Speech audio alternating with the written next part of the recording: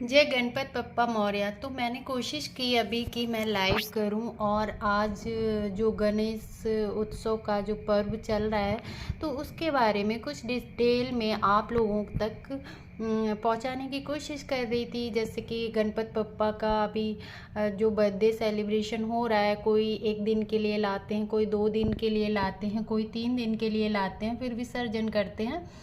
तो मैंने सोचा कि ये गणपति बप्पा को घर लाना और विसर्जन करने के पीछे की कहानी क्या है।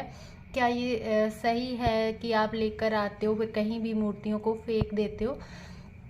तो ये कहानी कहाँ से शुरू हुई इसके बारे में मैंने बताने की कोशिश की लाइव में, पर लाइव नहीं चल पा रही, नेटवर्क बहुत इशू कर रहा है, इसलिए कोई भी वीडियो इस चैनल पे नहीं आ पा रहे हैं। क्योंकि अगर आप वीडियो बना के भी अपलोड करोगे वो भी नहीं अपलोड हो रहे हैं, बहुत नेटवर्क इशू है।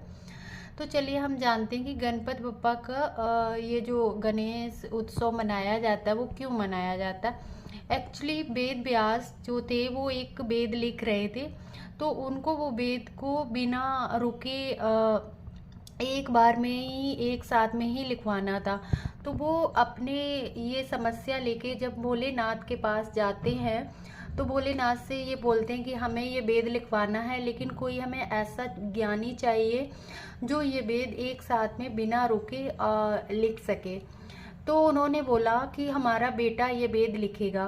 तो उन्होंने गणेश जी को इस वेद को लिखने के लिए सेलेक्ट किया।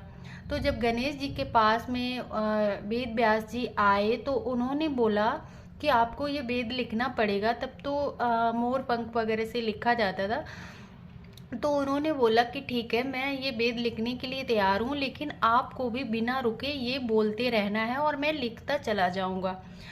तो वेद व्यास गणेश जी के सामने बोले जा रहे थे, और गणेश जी उस मोर के पंख से जो वेद था वो लिखे जा रहे थे। कई बार वो पंख टूट रहा था, बार बार उनको परेशानी हो रही थी लिखने में। तो उन्होंने क्या किया, अपना एक दांत तोड़ के वो वेद को लिखना शुरू कर दिया। तो इस वेद को वेद व्यास जब तक बोलते रहे, वो लिखते रहे, तो इसको कंप्लीट होने में 10 दिन लग गए। जब उन्होंने वेद व्यास ने देखा कि गणेश भगवान एक जगह पे बैठे और ये वेद लिखे जा रहे थे, तो उनका जो बॉडी का टेम्परेचर था वो बहुत ज़्यादा हाई हो गया था।